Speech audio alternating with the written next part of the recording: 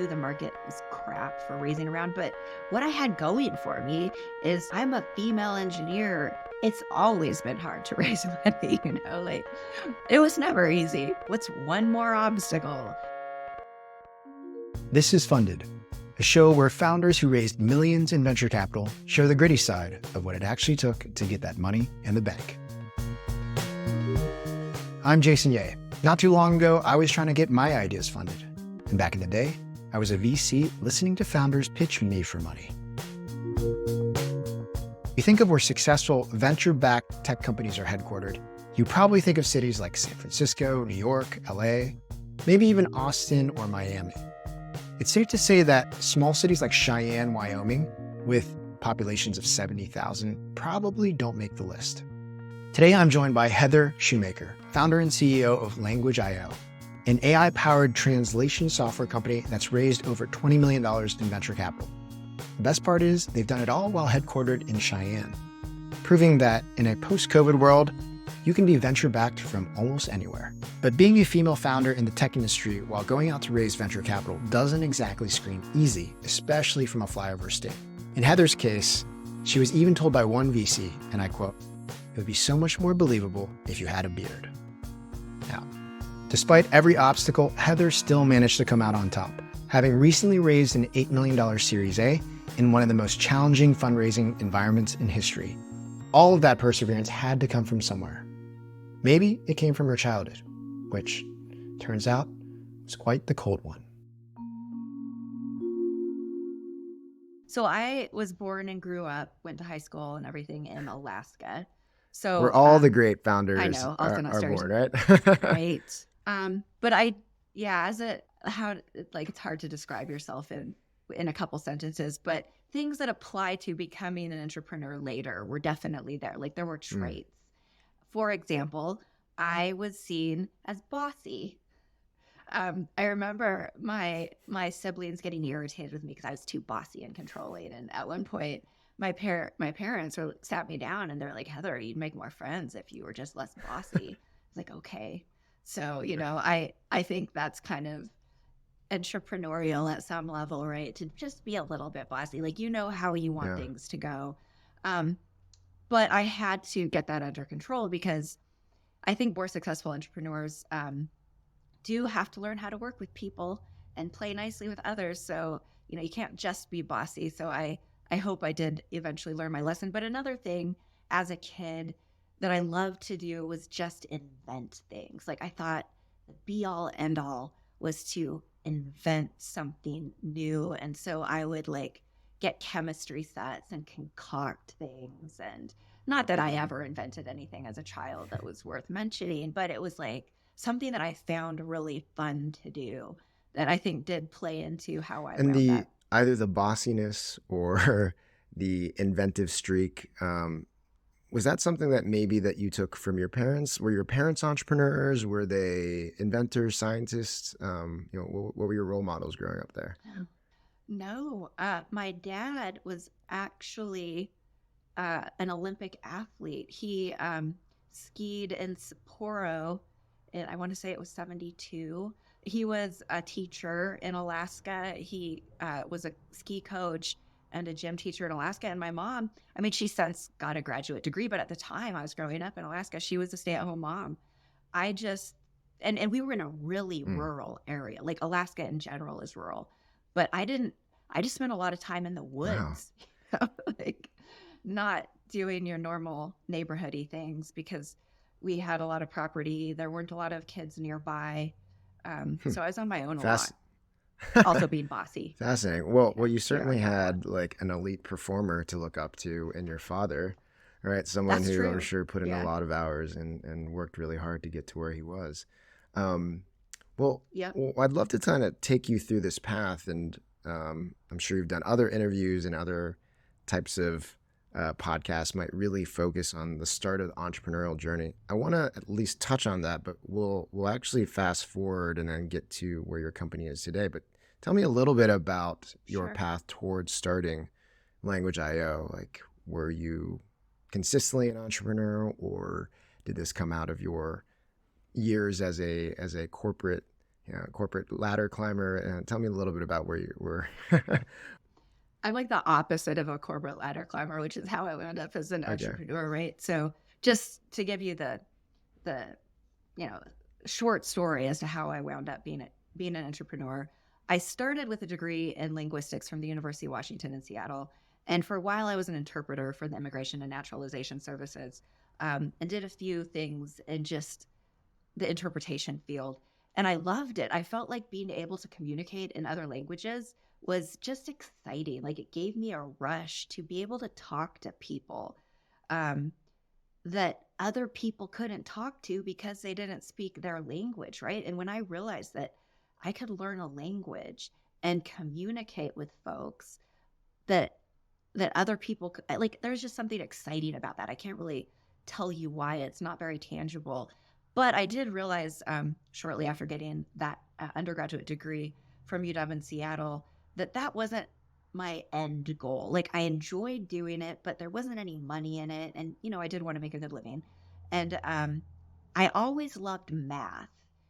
And I remember hearing an NPR interview when I was trying to figure out what I was going to do with the rest of my life, where this really interesting reporter was talking about the emerging field of software development and how if you could learn how to code Java at the time, that was the be all end all, then your career was set. And I always, I watched the movie Hackers back in the day, and I thought like coding was super exciting. And it felt like another language, just a really powerful one, right? Like I spoke French and Spanish and some Portuguese and of course English. But what if I added Java to that, like a language that actually did things? That sounded super exciting. And of course, at the time I was into cyber science fiction. And it just seemed like a really fun thing to go into. So I went back, I got my master's degree at CU Boulder, where I had moved to at the time. And right out of college, out of getting my master's degree, I was able to combine my love for both speaking different languages and writing code in the field of software globalization. And so I worked at a couple companies for about a decade. And basically, I just traveled around the world and worked as a consultant for big companies who needed to internationalize their code base. And during that era of my life, I had a lot of fun, learned a lot about corporate culture, and got to do what I loved. But one thing that I realized was that the biggest challenge that companies face when they go global wasn't what I was doing. Like what I was doing was necessary, but the harder to solve problem was the messier operational challenge of how to provide multilingual customer support, because there was no technology at the time. People weren't super comfortable yet with machine translation. And they were like traveling around the world, staffing up native speaking support teams for all 20 languages that they needed to support. And it's just not scalable. Yeah. They wouldn't have high occupancy rates for those teams. And so that's when I started thinking about it. I wound up getting recruited by a company in the Denver Tech Center called eCollege because I'd been doing some internationalization consulting for them. And they were like, hey, Heather, we'd love to pull you in full time as the head of product globalization on the product side of things.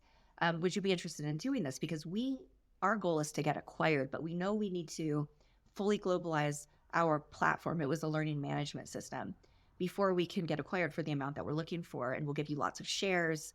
Would you come on board? So after negotiating really hard, not for salary, but so I could work virtually, which at the time was not a thing, we finally came to an agreement. I got a lot of shares in the company, and I came in and led the globalization effort successfully. We globalized the platform into, I want to say about 10 different, 4 or 10 different languages. We were successfully acquired by Pearson for just under $500 million, and my shares vested, and that kind of set me up. And not being a climber or really not feeling super comfortable in corporate culture, I thought now's time to make my escape, right? And kind of go and build this thing that I knew that there was a product market fit for. And so I left. I just started working with folks that I knew in the localization industry, language services industry, talking to them about whether this was something that they might be able to sell. wound up getting a contract to build my initial solution, and it just kind of blew up from Snowballed there from because there. it was a really needed. Yeah. And so initially I just bootstrapped it. Being an engineer, not an MBA Mm-hmm. person, not a business person, I didn't know what I didn't know.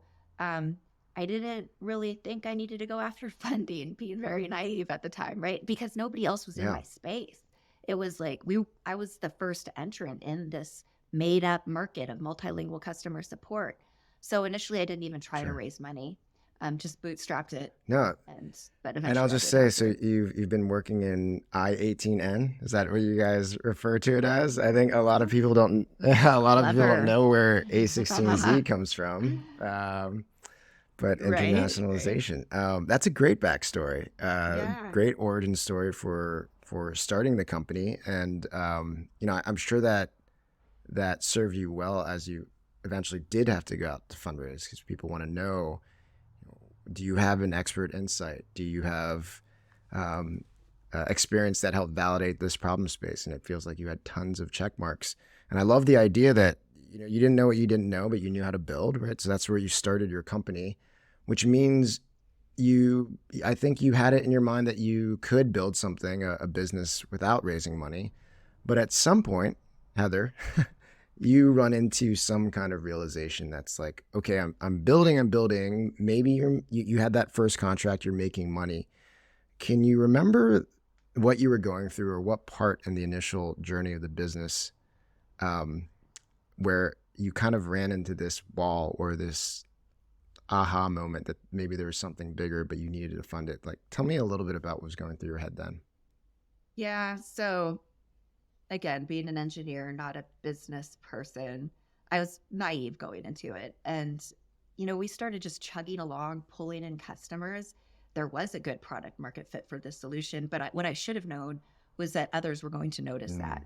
And I remember we would pay attention, like when we had a few employees, we would, we didn't have a huge marketing budget. So we were paying a lot of attention to what was going on LinkedIn and who was looking at our profiles, um, to see if the prospects we were trying to sell into were paying attention to us. And I started noticing these people that weren't prospects looking at our profiles, specifically for a few companies that ultimately became competitors, right? And they were very early stage as well. But this one group, I noticed that they were always looking at our profile. And then I started paying attention to who they were and the news, and found out that they just got a pretty significant fundraise. And I knew that they were going after our space. And we were no longer the only ones in the field of multilingual customer support. And that was where my misgivings started to mm, kick in. Like, I can't bootstrap this forever. We can't just grow organically. I mean, you can, but you're just gonna die this slow, tragic death as the better funded competitors gobble up the market share, right. right?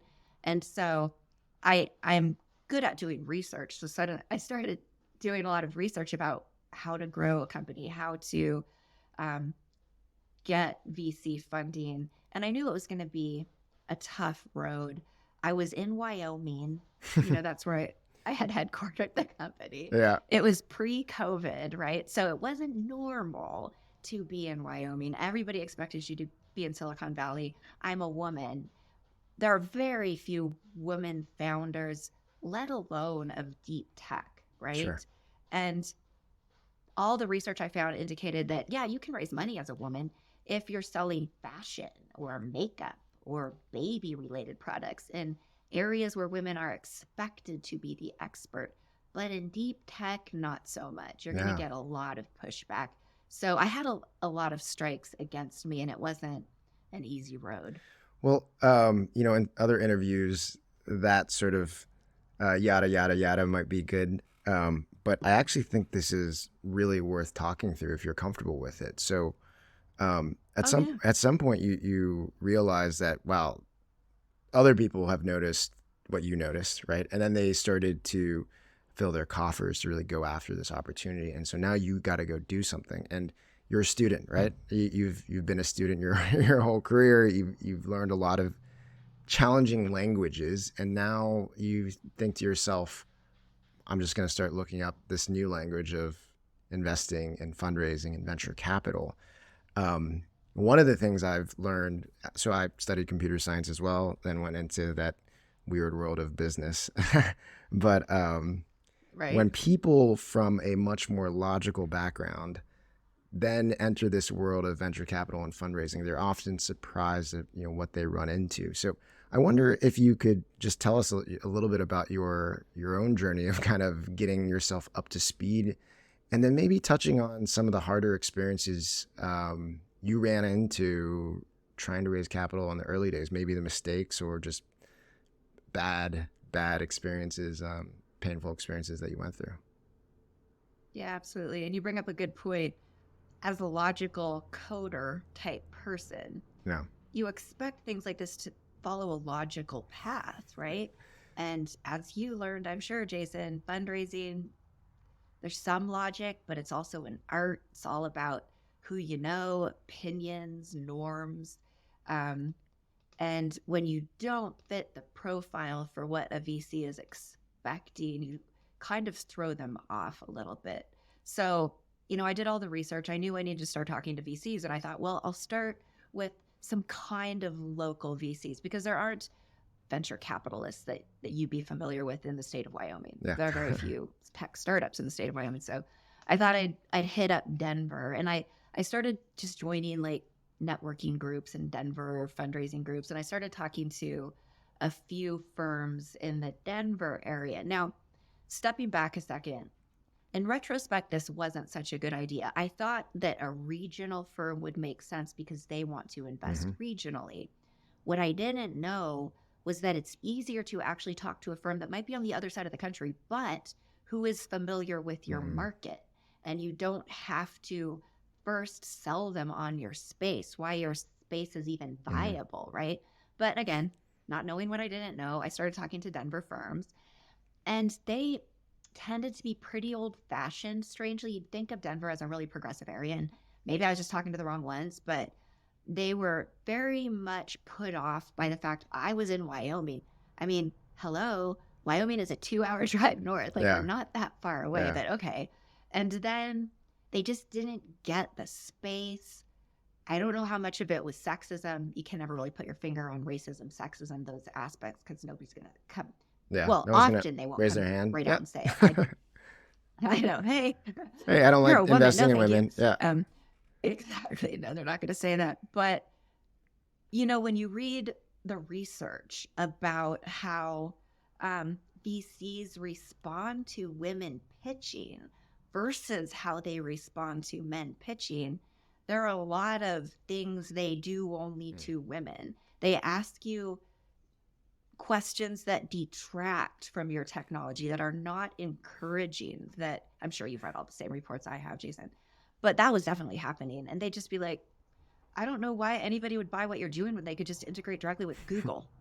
I'd be like, okay, maybe this is something I can't make you understand. Yeah. There's something called context that a direct integration with Google Translate is lacking.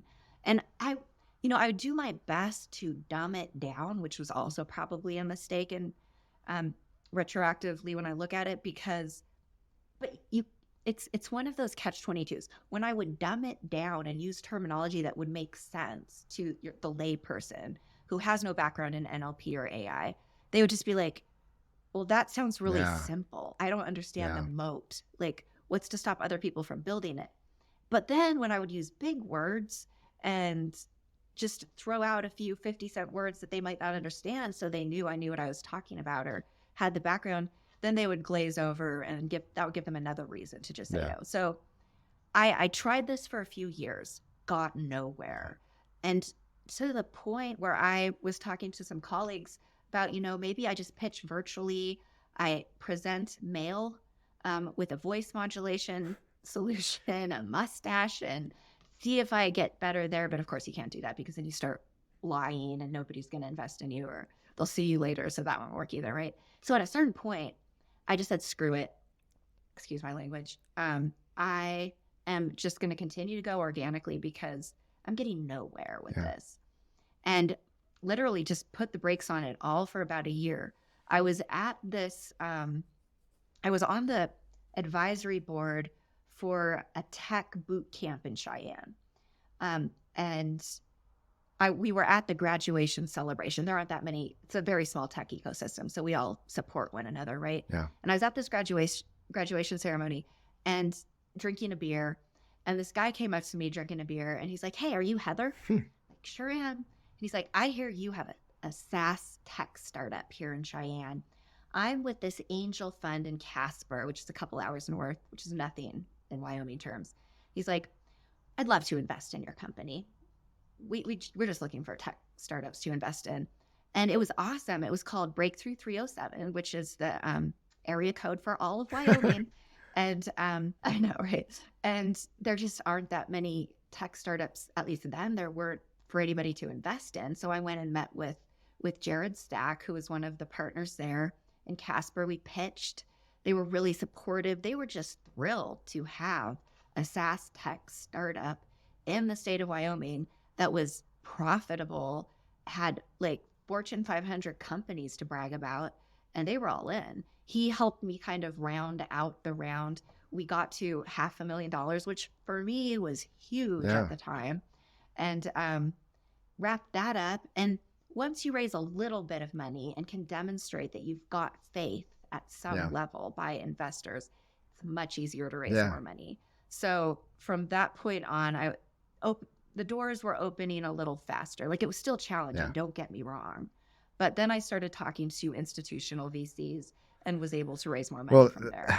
Man, that's an awesome story, because so many people run into that initial wall, and that's when the story ends, right? That's when the story ends, and it's unfortunate. And it's actually why I spend a lot of time in this space, is because you do see these special entrepreneurs that have unique insights and ability to build, and they run into that first wall when they need capital, and they can't get past it. And they don't meet the Breakthrough 307s. They don't meet the Jareds who take that flyer, and then are able to give you that initial credibility, where then the rest of the people are like, "Oh yeah, totally, I'd invest in Heather," right? It's like you always see this dynamic of a lot of times in that first round, you're either dying of thirst or you're drowning. You're dying of thirst. No one wants to do it. And then someone comes in and the game changes. So awesome that you were able to really make it through that. And I guess that was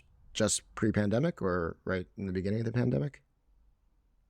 Yeah, that was just pre-pandemic. I think that was in 2019-ish. So love that fundraising story. What I'd love to fast forward to is a few years later, you announced in July of 2023 a fundraise for, I think, about an $8 million Series A.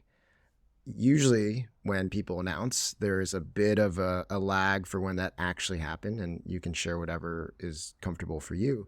But I'm pretty sure you were raising in maybe one of the worst markets to raise capital in. So between that first go around where you essentially had to try to raise and fail and not raise for over a year, to then this most recent one, you've been through your fair share of battles. Tell me a little bit about when you went out to go raise this last round that you announced. Like, what was happening in the company? What was the mindset? What was this time the trigger that you were like, ooh, it's time to raise another round? Are you running out of capital? Is there an opportunity you want to pounce on?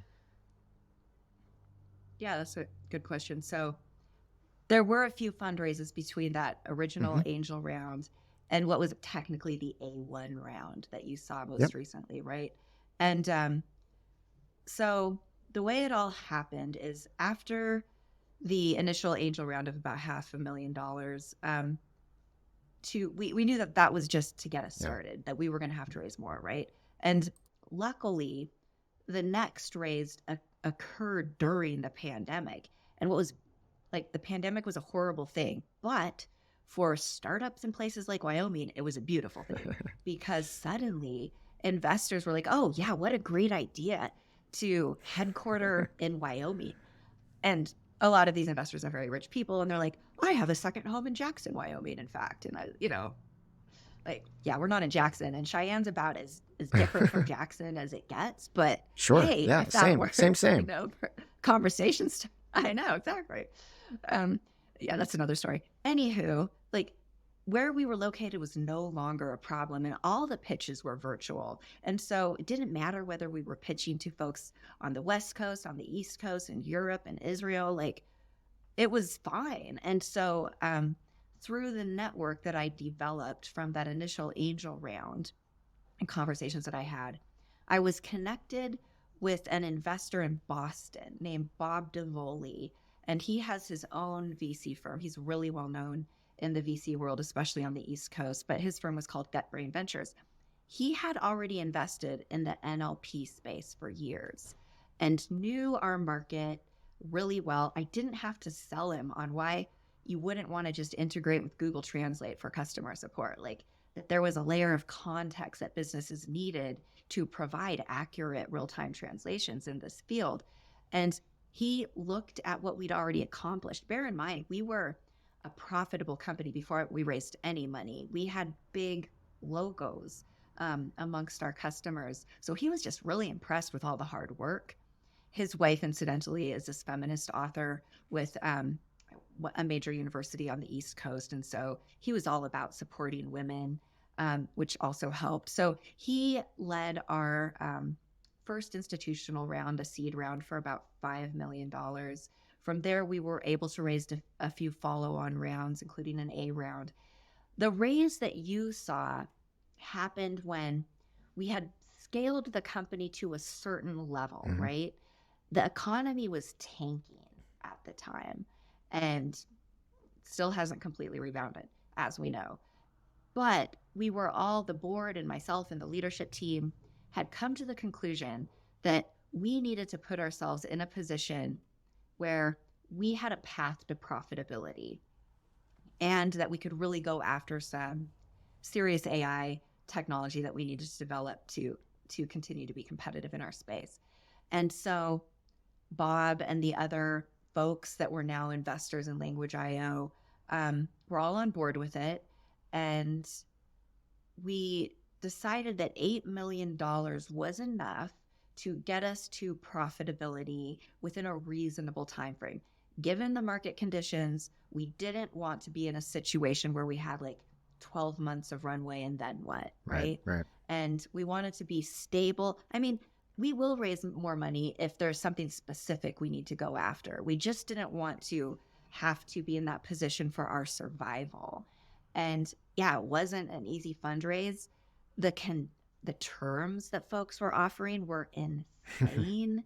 The structure that VCs were looking to put in, like, yeah, if you don't hit your revenue targets within 6 months, then this and that. And I won't even go into it because I don't want to throw anybody under the bus, but I'm sure you know what I'm talking about, Jason. I mean, you know, the thing that you've actually gone through, the life cycle of Language.io means that you're one of the few companies that have seen both ends of this sort of wave of sort of more sober market to then crazy heated market right in COVID and then crashing back down. And so you've kind of seen the range of when maybe things were kind of on an even ground, maybe in 2018, 2019, to then all of a sudden the power swinging over to the founders, you know, throughout that bull market with COVID and everything. And now it coming back to investors where they can start doing things like putting preferences and other terms that greatly favor the investor, which is just a fascinating experience for you. When you went out to say, like, we want to raise this kind of A1, did you have capital in the bank and then you wanted to make that strategic move where you're like, look, it's not that we're out of money, but we already see that, like, when we get to the point where we'll need a raise, we're not sure what the company is going to look like. We might as well proactively go add that $8 million, tell the market what our plan to get to break even is? Or was it like we're kind of backs against the wall and we have to make a move? Luckily for us, our backs were not against the wall. We had about a year of runway, but I'm a really conservative person when it comes to finances, right? Like, I'm an engineer. I'm not this crazy risk taker of a entrepreneur, right? And so I didn't want to get my back up against the wall. And I knew the market was crap for raising around, but what I had going for me is I'm a female engineer. It's always been Yeah. hard to Oh, raise money, this doesn't look like too it was different. never Yeah. easy. Like, what's one more obstacle? The market's crap, but you know what? Here we go. And lucky for me, I did have really supportive investors who'd already invested in the company, who were making connections and introductions left and right. And so, of course, I had a lot of failed conversations. I'm not going to say it was easy. It was just as hard as it was to begin with. Yeah. But we did get introduced. Well, two really cool things happened. First, the state of Wyoming got federal funding to launch its own VC fund and promote tech in the state of Wyoming, right? And we know how many tech companies there are to fund in the state of Wyoming, not very many. Furthermore, those funds had to be co-invested. The state couldn't lead around on their own. They had to find firms who had a VC ready to lead the round. And then the most that the state could do was match, but they couldn't lead, right? So that's a certain level of sophistication that was difficult to find in the state of Wyoming. I mean, of course, there are folks like that. I'm not saying there are none, but we were one of the first well-known tech firms that had raised VC funds in the state of Wyoming. I'd been to Wyoming tech conferences with the folks who were leading this fund, and they, reached out to me and they were like, "Hey, are you going to raise a round soon? We've got this fund." I was like, "Heck yes." And that did make it a little bit easier, because when you can go to VCs and say, "Hey, the state's willing to put in however many millions of dollars already.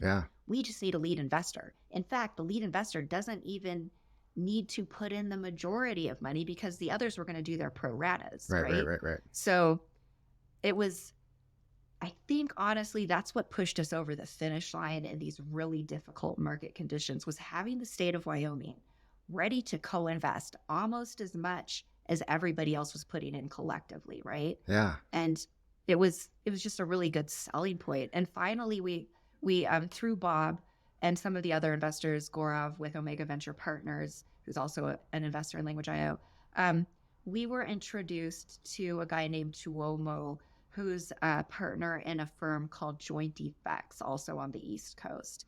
He gets our space. He liked the fact that Wyoming was ready to invest as well and was willing to lead the round. And it was super exciting for the state of Wyoming, for us. And that was exactly the amount we needed, because I have an amazing CFO. She put together this financial plan that was very conservative in our hiring and our spending. And if we stick to it and meet these really conservative revenue targets and growth, we're going to get to profitability in 2025. We won't need another round. Doesn't mean we won't raise money if there's something strategic that we want to do, but it's not for survival. That's so cool, Heather. One, I'll just say you seem to have a really great cap table, supporters up and down. And that's the kind of thing that you need in the challenging times to really galvanize companies to get it to the next level and galvanize fundraisers. So that's the first thing I'll say. Kudos to your cap table and supportive investors. The second I should also make a shout out to, sorry, can you hear me? Yeah. Go ahead. Real quickly, I just want to make sorry to interrupt, a shout out to Dan Caruso with Caruso Venture Partners. His firm is in Colorado, and he was also pivotal in the whole process and pushing this round ahead. I just want to make sure I don't forget any of our major. Yeah, as you accept this award for being unfunded, you need to make sure that you mention. No, I love that, because a lot of these are unsung heroes in the success of companies. A lot of times, like these small people that will go to bat, that will take the risk to say no, this is something that I want to do. This is what I want to support, either with my money, my reputation, or both, and really get these things across the line. So I'm glad that you are mentioning these people. The second thing I want to point out is this Wyoming fund, which I definitely am going to look into and learn more about. So they said something that is actually pretty common to hear. A firm that will not lead, but would be happy to come in alongside a lead and put a lot of money. The thing that I think is different about this is that I think they actually, when they say that, they mean it. Like, as in, if you do find a lead, we're in. Like we're committed as long as there's a Oh lead. yeah. Whereas a lot of firms will say that till the cows come home and say, "Oh yeah, Heather, you love what you're doing, love what you're doing. We'll definitely invest. Just come back to us with a lead." And what I tell all founders is like, you can never listen to that because that is the Nope. easiest excuse to give someone. They can say that forever and never have to make good on it. Even if you do come back with a lead, there's always a good excuse for why they don't want to do the deal or why they don't want to join it. And so even that interest from people that say they're not leads, but they'll join with a lead doesn't really help the round. In fact, most other VCs, when they hear that, they know exactly what that means. It means nothing. Whereas when a government and a state who's doing this is like, no, we want to back these founders, just get a lead and we're in. I actually think that makes a huge difference. So I'm excited for you to share more about that fund. We'll definitely talk offline. Thanks to Heather, I was able to have a conversation with the people in charge over at YVC, which, spoiler alert, you'll get a chance to listen to if you stick around to the end of the episode. When we come back, I asked Heather what some of the hardest parts of fundraising were. You won't believe some of the things she shared. Like many of you, my last venture-backed startup was a SaaS business. In that company early on, we had the opportunity to sell into a large enterprise, but ran into some walls when they asked us if we were SOC 2 certified. Not only were we not certified, we also found out that it would take our small team a ton of time to get that done, and so we ended up abandoning the deal. If you haven't run into a situation like that where a potential customer or investor is asking if you're SOC 2, HIPAA, GDPR, or ISO 27001 certified, you probably will soon. But unlike me, you could use a company called Vanta to help. Vanta helps automate up to 90% of the compliance work, getting you audit ready in weeks rather than months, and eliminating up to 85% of the costs. Not only that, but Vanta can start small with you and scale up as you grow, helping you land bigger deals and earn customer trust. The best part is, Vanta is offering funded listeners $1,000 off for going to vanta.com/funded. That's VANTA.com/funded for $1,000 off your service. Check it out. Yeah. And that's a really good point, Jason, because I've wasted so much time with firms that were like, yeah, I'm in if you find a lead. And I believed them initially, being naive. And then I'd waste so much time keeping them up to speed on where we were at and then saying, hey, we're ready to go. Are you in? No. Oh, thanks. Thanks for nothing. Thanks for nothing is something that you want to say so often and you Oh my can't. God. I'm sure. But Wyoming was like, I'll give you, Go they ahead. were like, I'll give you a letter of intent. Like, Yeah. so good. Well, look, I mean, I think where you've gotten to is, and maybe you describe yourself as being risk averse and that you just wanted to go out and make sure your back wasn't against the wall. But I think strategically, given that the market hasn't rebounded as quickly as everyone had hoped, your move is going to look extremely prescient and extremely smart, for over the next year, 18 months. I definitely think the people that were able to add capital in early 2023 are in some of the best positions. And a lot of the people, by the way, that added capital when you did in the top of the market are in bad positions. Like, you were able to balance that out, come out and do one more move that I think is going to put you in a great place. So congrats on all of that. I wanted to thanks. I wanted to kind of bring you back and sort of float up above and think about your whole venture-backed startup career and ask you, do you remember any of the hardest memories out of all these things? Any quick stories that come to mind, either pitches or experiences that really kind of cut you deep? There's so many.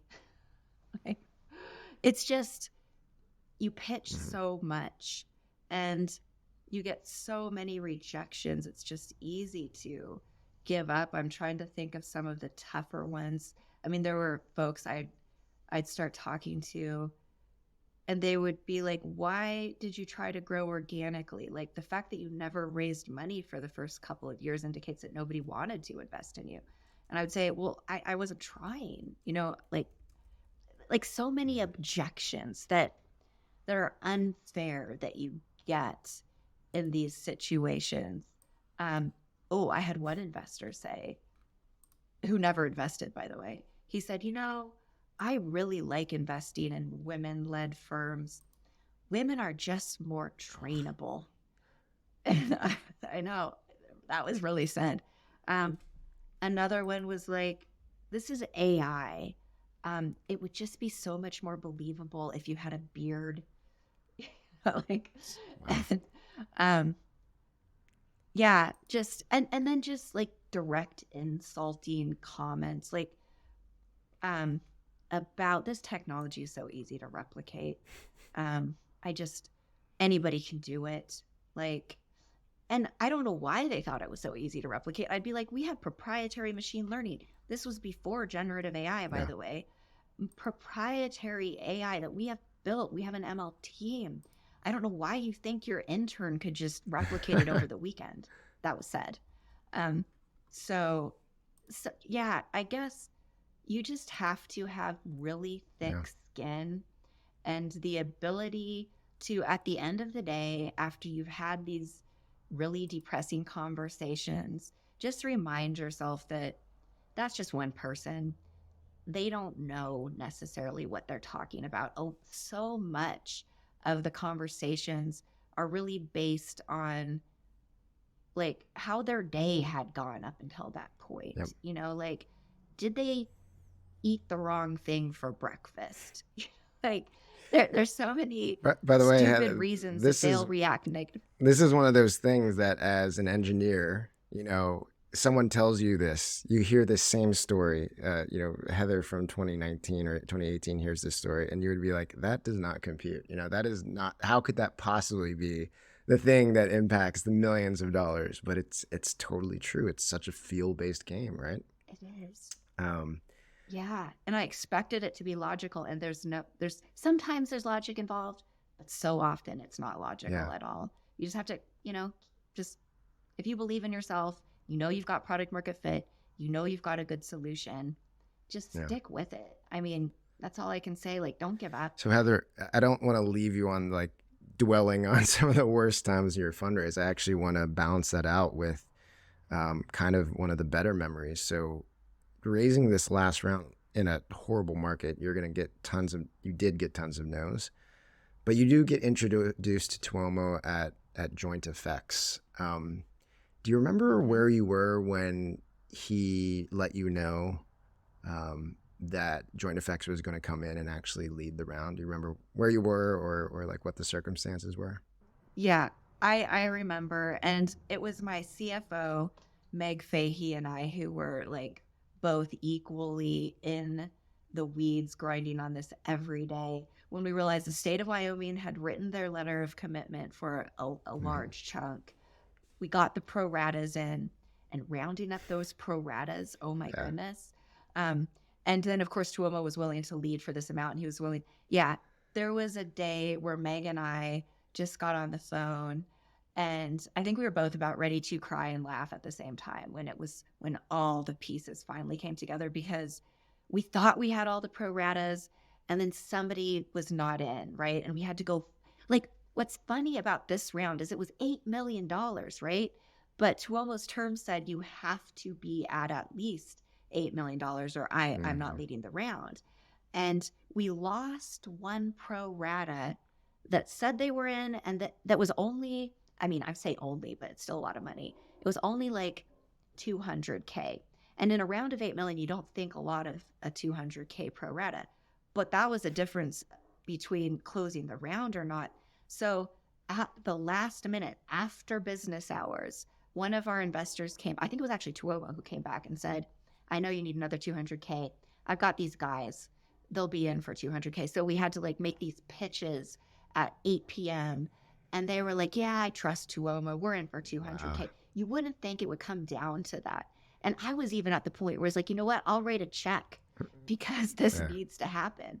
But it turns out our attorney said I couldn't because something about conflict of interest and the operating agreement, it had to be an outside investor. So it was down to the wire. And then Meg and I got on the phone and we were just like, oh my God, it's over. Wow. That I know a smaller version of that feeling. And, I'm sure it's like the balance of trying to keep it together for the, probably 6 months that you're doing this, and knowing that like this is existential to a certain extent. Like, if we don't do this, it's going to be really tough at least. And so getting to that point must have just the feeling washing over you. And I can almost imagine it myself. So that's great. The sleep. The next day of sleep.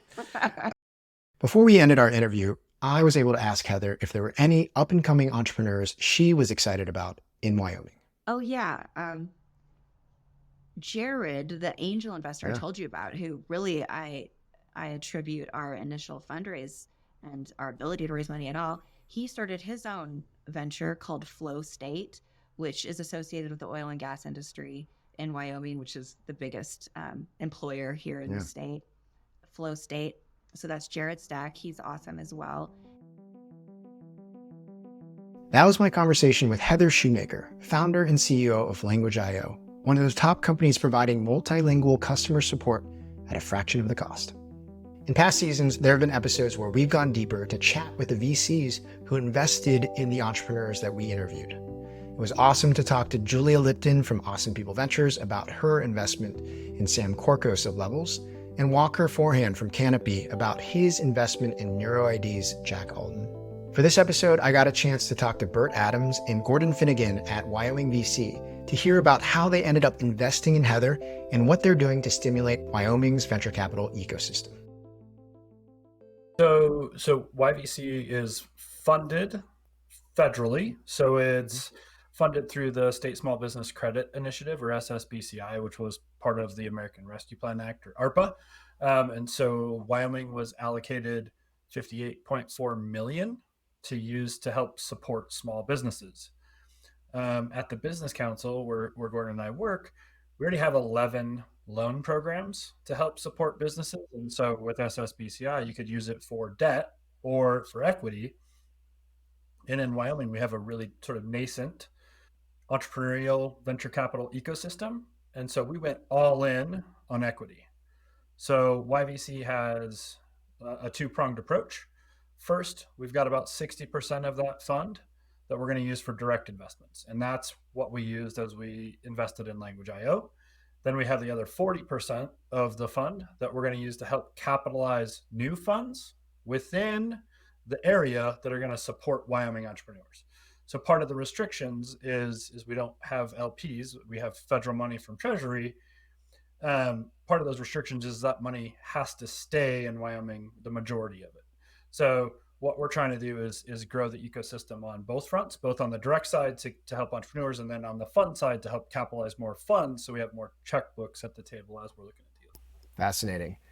I will add real quick, Jason, one thing that I think is important about YVC as a fund that we share with companies is because we don't have LPs, we have a unique ability to support the entrepreneur, right? They essentially become the stakeholder.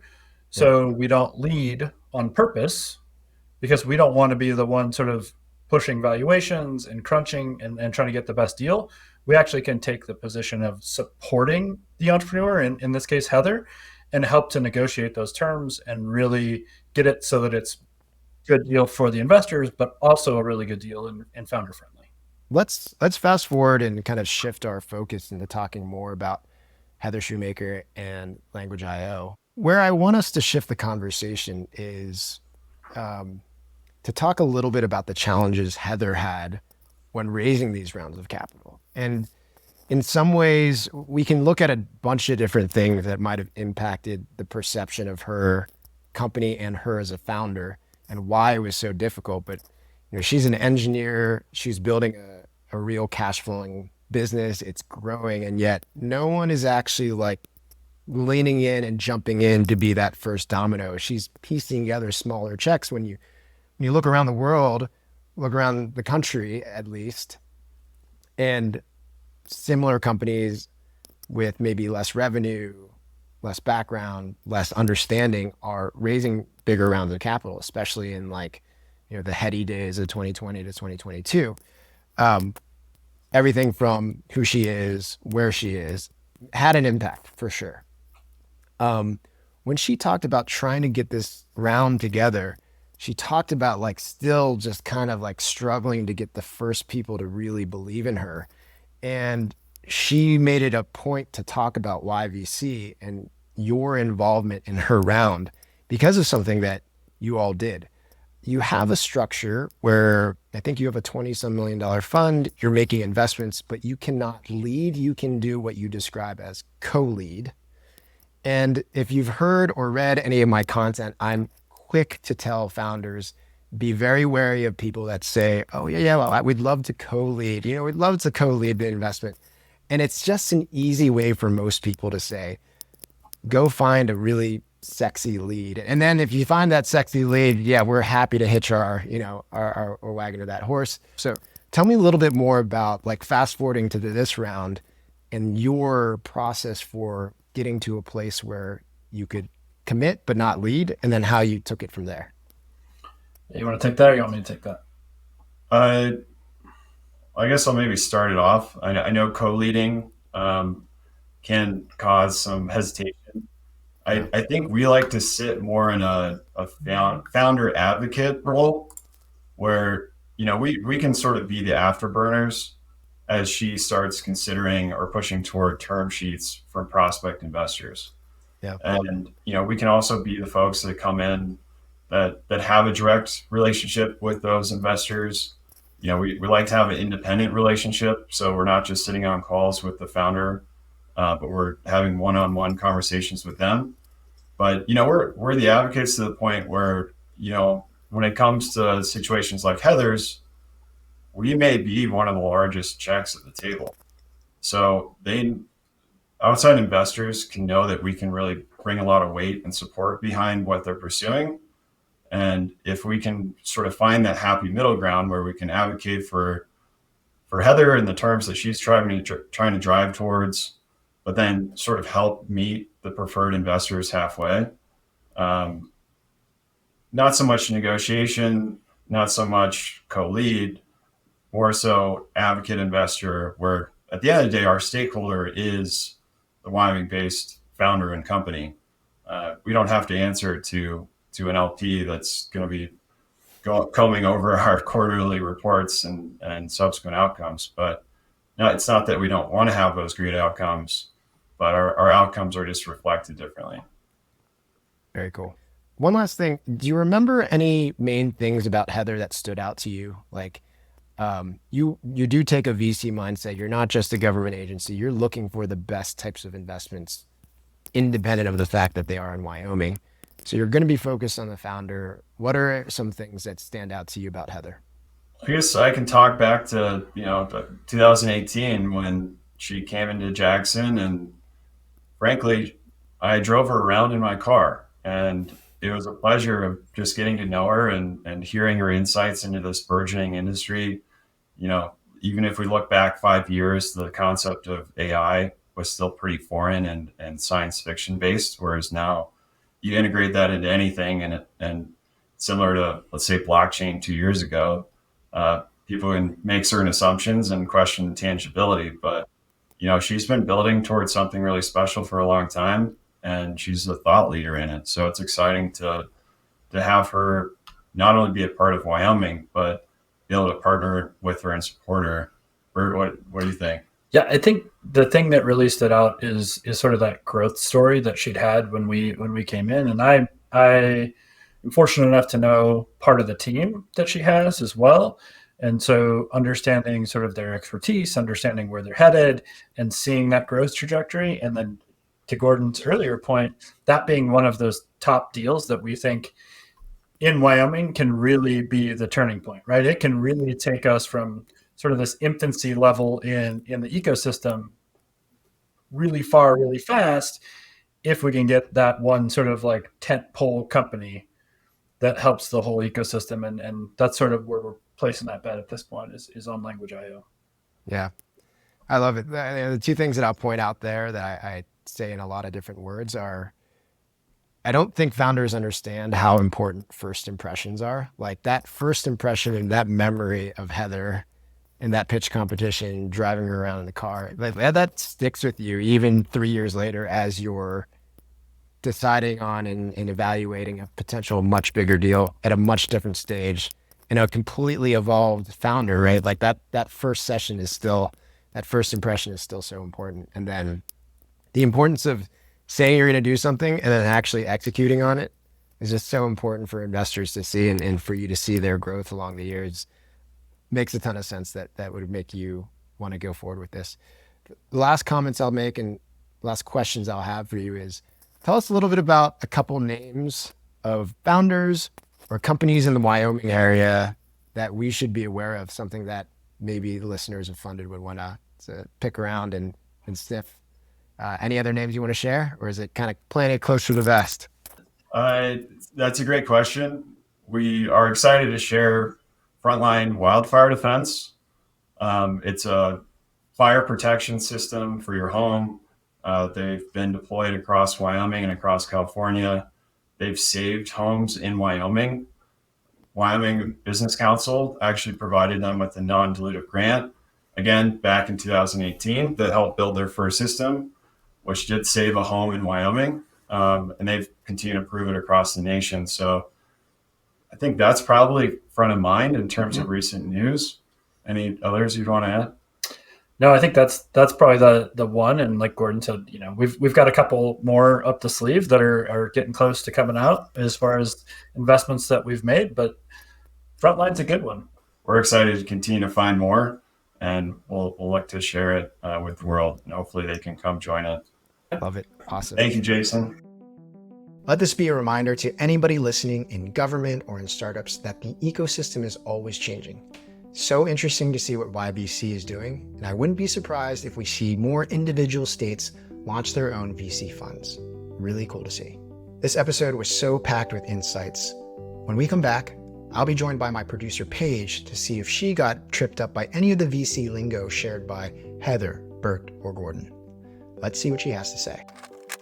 Okay, so I've actually struggled with focus my entire life, which might be surprising to some people because I got good grades, went to good schools, got good jobs. But really, I was able to get that far in spite of myself. It's been a struggle all my life, and that struggle really came to a head once I became an entrepreneur. At that point, there was too much going on. I couldn't overpower my lack of focus. So I tried a bunch of things, planning apps, coaching, but nothing really made a dent. And then I started hearing about this special productivity drink, Magic Mind, and was super skeptical. Honestly, it wasn't until a friend gifted me some that I became a believer. When you take a little bit of this stuff, it's hard to describe, but there's like this feeling of focus that just washes over you, where all of the things that normally distract you no longer do. And honestly, it's been a game changer for me. So I'm really excited because Magic Mind is sponsoring this podcast and offering up to 50% off your subscription if you sign up within 10 days of this airing. All you have to do is go to magicmind.co/funded or use funded as your promo code when you're checking out. Hope you guys try it out and that you like it as much as I do. All right, Paige. So very cool interview setup, or something for you to listen to. I mean, I love being able to chat both with the founder and sometimes talk to their investors. So a lot for you to react to. Was there anything that came out of around these couple conversations that got your wheels turning? Yeah, I mean, it was definitely an insight-packed episode, especially with having those other two guests on. I guess I was definitely confused by all around what WVC was. They call Yeah. it the WVC fund. And I had a question around it because I'm genuinely curious. Is this something that other states are doing? Like even states where venture capital is very prominent, like California or New York City or some of the other major, areas. Is this something that you also see, or is it just in these states that seem to be struggling in this area? Yeah. I feel like I'm going to step outside my wheelhouse of understanding. But from my current knowledge, I don't think there are any, maybe some, but none that I know of. That's why when Wow. Heather started talking about, I think they call it YVC or WVC. Yeah. I was like, wow, that's so interesting. And that's why I was like, I definitely want to talk to them and maybe add to the interview, because It's so fascinating. The closest thing that I've seen actually has been in Canada. Canada has programs to support Mm. businesses, early stage businesses that will be bringing more jobs to Canada. But I think it's a fascinating way to use public funds to stimulate economic growth, Yeah. in a very specific region.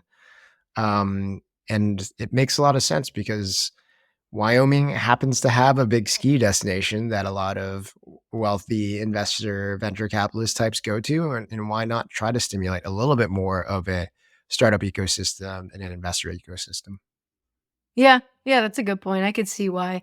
It makes me wonder though, like if this is something that's going to be adapted across other states, like that don't have a Jackson Hole per Yeah. se. Like, are we going to be seeing this type of fund in Mississippi or somewhere else, like in the middle of the South or these different areas that If they can also show, don't have this? I mean, if they can show a track record and a successes where their money helps launch bigger businesses, where their money helps bring more investor capital in, where their money ends up then bringing more jobs in, then I don't see Yeah, why more states that don't have a bigger startup scene wouldn't follow yeah, suit. But I think it's even though like they're showing some traction, great companies like Heather's and Language IO in their portfolio, it still remains to be seen whether or not they drive the results that they are hoping to do. But yeah. I'm definitely rooting for them.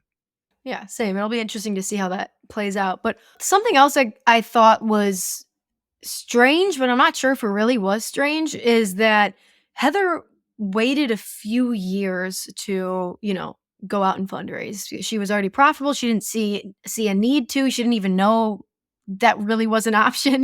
Like she said, she was just a engineer trying to create a product she wanted. I guess I'm wondering, did she start raising because her competitor went out and raised and maybe there was an opportunity that her competitor would potentially put her out of business Mm. or acquire her? I'm wondering what the reason behind doing that is. That solely because they're trying to, still compete with their competitor and not be knocked out of the space? Yeah, I mean, I don't think she was completely clear about what all the elements that drove her to start fundraising were, but Yeah. I think for everyone that wants to raise venture capital, one of the elements of raising venture capital has to be that you believe there's a huge opportunity here. Mhm. And it could have been that when she started Language IO, she was like, it's a bit more of like an agency, it's a bit more of a dev shop, and now we have some technology and we're very profitable, we're running a good business. And then it just so happened that the stars aligned, things started maturing in a market where, or maybe she's just started thinking a little bit more about a vision and was like, oh my Yeah. God, we have the elements to really own a massive market here. We could really go big here.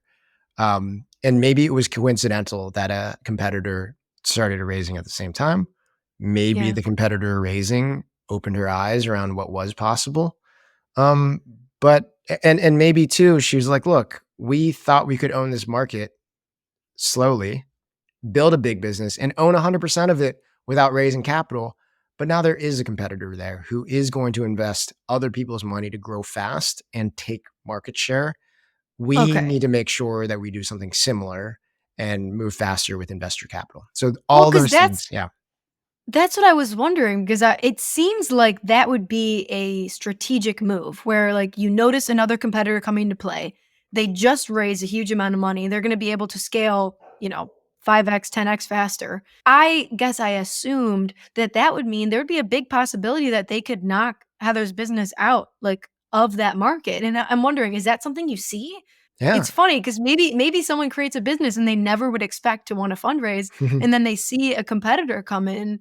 Now I'm diving deeper into, like, just the business aspect of Yeah, this, if you just have in the any. business aspect, I mean, there is real power in scale and there's real power in sales forces, right? Like you might have what you think is a better product, but if another team has a really great sales org and sales motion and they get their product installed into a customer before you get a chance to, Yeah. some enterprise technology companies are very sticky with customers because it's hard to rip out once someone's installed a technologies. And so if you see people running after a market, then look, it's really hard to compete once they're in there. So like, if you feel like someone is running out there using other people's capital to grow fast, sometimes you have to fight fire with fire. Yeah, that makes sense. Well, I thought all around it was an interesting episode. I thought it was really cool how we got to bring on Bert and Gordon. I think it also helps shed light on the different things we are seeing come about within this industry. I think we're also seeing, I feel like people are kind of shifting what they consider to be like funding for their business and how many different avenues that can come from. And I think it was a cool thing to see that reflected through what WVC Fund is doing. Yeah, it's super fun to bring on different perspectives. And I know hopefully people like hearing from us, but hearing that outside party that speaks about things that we mention in their own voice, I think can be quite compelling too. So yeah, loved being able to bring all this together. Yeah, it was amazing. All Awesome. right, till next time, Jason. Good one. If you're looking for more insights, strategies, and support around fundraising, subscribe to our weekly newsletter at fundedpod.com/newsletter, or follow me on social at JAYYEH, that's JAYYEH, on almost every platform. I respond to newsletter replies and DMs, so hit me up. This episode was produced by Paige Randall. Hey guys. Thanks also to Jono Lee from Adamant. Hey everyone. And as always, one last thanks to our fantastic sponsor, Vanta, the leading security and compliance platform.